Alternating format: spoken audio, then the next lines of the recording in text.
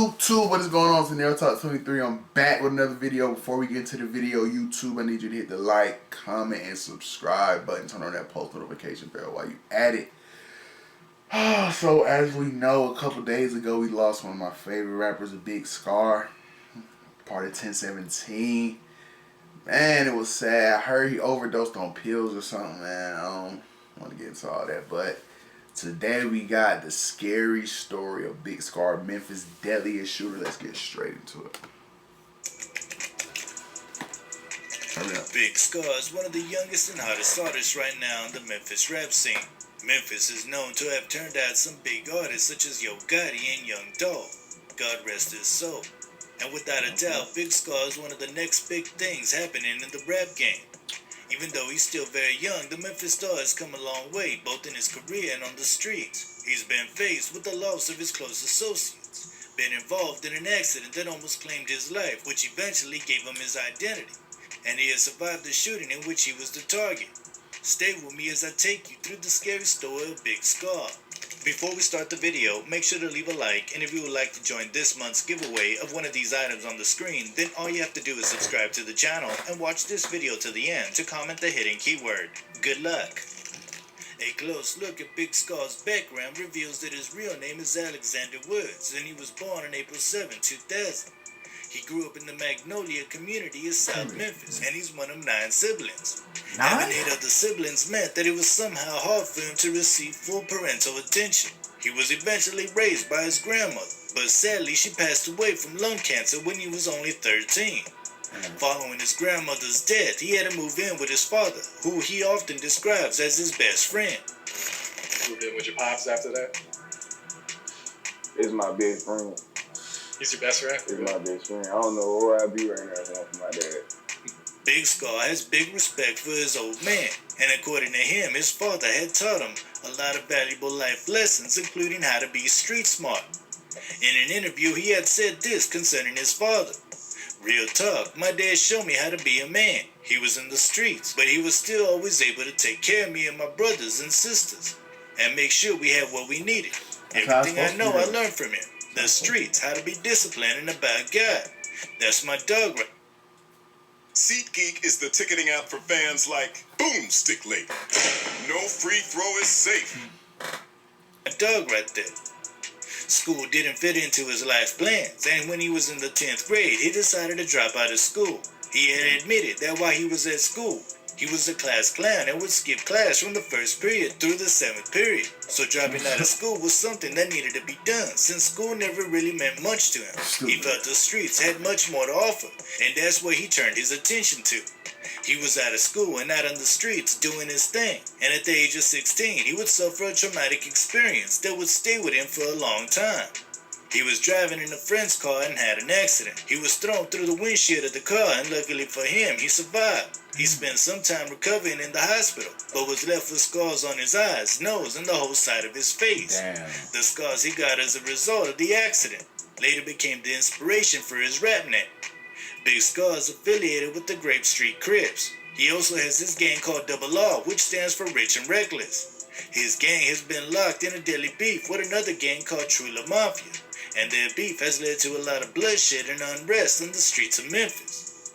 Now, Big SCARR was originally part of the True La Mafia gang. He and True La Mafia gang members were homies and they rolled with each other. But this bond didn't last long because Big SCARR had other plans. For some reason, Big SCARR decided to part ways with the True La Mafia gang and move on. This probably happened due to some internal conflicts, or he wasn't just feeling the way things were running the gang. So the best option left for him was to leave.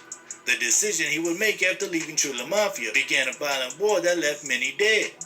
After leaving True La Mafia, Big SCARR went ahead to form his gang, Double R. He got on board with Lil Leck, Baby K, Drofez, and a host of others. Maybe Big SCARR wanted to prove something to True La Mafia gang, or maybe not. Well, this decision to leave True La Mafia and form his own gang didn't sit well with members of True La Mafia. They probably didn't like the idea of a competitor in their space, or they felt threatened. Well, for whatever reason, Double R and True La Mafia went on to become enemies. Members of the two gangs used social media to diss each other, and the hate would continue to grow. Things took a turn for the worse when a member of Double R was ambushed and killed by members of True La Mafia. Malik Holland, aka BG, who was the victim, was a very close friend to Big SCARR. Before his death, he and True La Mafia member called C-Mode had been dissing each other. There was an intense back and forth between both of them on social media, and they constantly disrespected and threw shade at each other. It didn't take long before one started plotting to harm the other. Now, I must mention that C-Mode was a dangerous and respected True La Mafia member who wasn't afraid to let his gun speak for him during an altercation. On July 16, 2018, shortly after 9:30 p.m., BG was driving a vehicle along Winchester Road and Hickory Hill Road. He had with him in the car 3 other people. The car had stopped at a red light, and a member of True La Mafia had spotted him. The True La Mafia member had gotten out of another vehicle and fired multiple times at BG's vehicle. BG was killed, and his front seat passenger was also critically wounded, although he survived. The other 2 occupants of the car were not injured, but I'm pretty sure they would have been shaken by the incident. BG was only 18 at the time of his death. Word on the streets is that the hit on BG was carried out by C-Mode, Carlos Lacey, and Zay, who are all members of True La Mafia. 2 days later, Lacey was arrested on unrelated outstanding warrants during a traffic stop. It was after this arrest that he confessed to the shooting of BG, but kept C-Mode and Zay's name out of his confession. He refused to snitch on his homies and never mentioned whether he had accomplices or not. He did it to protect his homies, but there was no one to protect him from the long arm of the law. He was charged with first-degree murder, 3 counts of attempted murder, aggravated assault, and the possession and use of a firearm to commit a felony. Now my question is, did they know he did the murder? Why did he snitch on himself? By this time, members of Double R were getting over the shocking loss of one of their own. It was a big slap to the face, and their leader, Big SCARR, was one of those who was hurt the most by BG's murder. This was due to their closeness, but he wasn't finna sit around and look weak to his eyes. He took the matter personally, and a bloody war broke out. Big SCARR and his crew wanted revenge for the death of their homie, and they wanted it fast. It wasn't long that Double R caught someone from the enemy's side. Zay was shot and killed in retaliation to BG's murder, and by this, Double R evened the score. C-Mode was locked up in juvenile during this time, and when he heard the news, he was sad and angry. Zay was his right-hand man, and he wasn't finna give the enemy breathing space when he got out of detention. On March 30th, 2019, C-Mode had gone on Twitter to share his grief, talking about his desire to bring back Zay regardless of whatever it took. The post reads, "I'll spend every dime I have left to bring nigga back. Hashtag LLZ." It was a tense period, and nobody knew who was finna die next. It wasn't long before True La Mafia would get back at Double R for what they did to Zay. Big SCARR would lose another homie, and this time it was a guy called 23. Now 23 was the same guy that was the front seat passenger in BG's vehicle. Yeah, he was there on that night of BG's death, and had also suffered gunshot injuries, but had recovered. According to reports, he had been at home with his father when members of True La Mafia showed up and shot him. It was another tragic moment for Big SCARR and other Double R members. A few months down the line, Big SCARR's most hated op, C-Mode, would land in jail once again. It was a big win for Big SCARR and True La Mafia because it was only C-Mode that was arrested. 2 other True La Mafia members were arrested alongside him. They were arrested for their involvement in the daytime shooting. According to reports, a deputy on duty at Shelby Drive had seen shots fired between 2 vehicles. C-Mode and his accomplices had been in a vehicle and exchanging gunfire with the occupants of another vehicle, who were probably Double R members. The deputy had caught up with one of the vehicles, a blue Dodge Charger, but the driver had refused to stop the car. The car had taken off, and the police had no choice but to chase after the vehicle. The pursuit ended with the blue Dodge Charger crashing, and 3 men had gotten out of the wreck in an attempt to continue the flight on foot. But they didn't make it far as they were caught. The 3 culprits, CEO Bobby C-Mode and Jay Muller, were charged with evading arrest and gun and vehicle theft. To the disappointment of Big SCARR and other Double R members, C-Mode was soon released by the authorities and was back on the streets doing what he knew how to do best. C-Mode would continue tormenting his ops and was not ready to give the issue a break. This time around, he decided to be creative about his beef with his ops. He got into the studio and released a diss song titled "Send a Hit." In the song, he taunted members of the Double R, and this would further provoke him.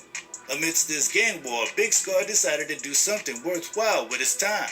He gave rap a try, being convinced by Baby K, who was the main rapper then in Double R. Big SCARR was mainly focused on the streets at the time and had no rap aspirations, but he decided to go for it. There was nothing to lose. He got into the studio and that was a step in the right direction. He went on to release his debut single titled Make a Play. The song wasn't doing much during its initial release until Tommy Craze, a Polish YouTuber, made a reaction video of the song on his channel. The song blew up almost immediately and Big SCARR became the talk of the moment. Luckily for him, his song also caught the attention of Gucci Mane. Now, this was made possible in part by Pooh Shiesty, who happens to be Big SCARR's cousin, and is also signed to Gucci Mane record label. He had shared Make a Play with Gucci Mane. Gucci Mane was instantly hooked, and he didn't waste time to sign Big SCARR to his record label, 1017 Records. This newfound success by Big SCARR wasn't enough to redirect his focus away from the streets. He was from the streets and he kept on gangbanging. The war between Chula Mafia and Double R continued with more gang members from both sides losing their lives. Two brothers from the Chula Mafia gang, D Money and J Money, were both killed. They had both died in separate shootings. Shortly before D Money lost his life, he and Big SCARR had a back and forth on social media. In a post on Facebook, Big SCARR had addressed D Money saying, D Money, Fat Dursey, the same nigga spinning on you, but still got the nuts to get on here on some gangster shit. Be real, bruh. You know you the bitch, and the police get off here on that cloud chasing shit. You know who the police is, stop playing. D Money also replied to Big SCARR, reminding him that he used to be Chula Mafia, and it seemed he wanted to get back in with the gang. The post reads, called where on my mama, I ain't never talked to none of y'all, but think you talking about it, and it won't bound no shooting. You keep saying cloud chasing, y'all used to be TM, and seem like y'all still wanna be new waves. Following the death of D Money, Double R had taken credit for the hit. This was revealed in a song by Double R's CEO Jizzle in a song titled Rich and Ruthless. In the song, he raps, if you diss on 23, swear to God it gonna be R.I.P. You ain't hear what happened to the last two. Got left on Trigg Street. D Money had been murdered on Trigg Street, and the rap lines were a reference to his death. Big SCARR himself would be a victim of a shooting. This happened shortly after the death of D Money. He was shot in the hip and required surgery to save his life. The bullet was in his hip but traveled to his chest. He also revealed that he's not able to feel anything from his knee to his hip due to the incident. In an interview, he had said this concerning the shooting. I was moving, so the bullet kept moving too. The doctors had to split me down the middle to save me. My insides got messed up, and they had to remove my appendix so I could walk again. Bro, look at Word on the streets is that he was targeted by Chula Mafia members, and if you ask me, that's the only reasonable explanation. It's uncertain if this war between Chula Mafia and Double R will ever come to an end, since blood has been shed on both sides. Big SCARR still has a long way to go in his career. He's still very young, and I think he should keep his eyes off the streets if he wants to last on the music scene. Alright, that's all I've got for you on the scary story of Big SCARR. Feel free to let me know what you think about this video. Hey you. Damn, man, like I didn't know he was Great. doing all that in Another Memphis. one. I ain't really, I mean, I listen to him, but I don't really be trying to figure out what they done, this and that. I watch a video like this. But RP to that man, he was going 2023, man. He was going to start going on tour. He was going to be rolling loud, all that type of shit, bro. RIP, man. But YouTube, if you're rocking with the channel, leave me a comment, like the video, subscribe, catch me on the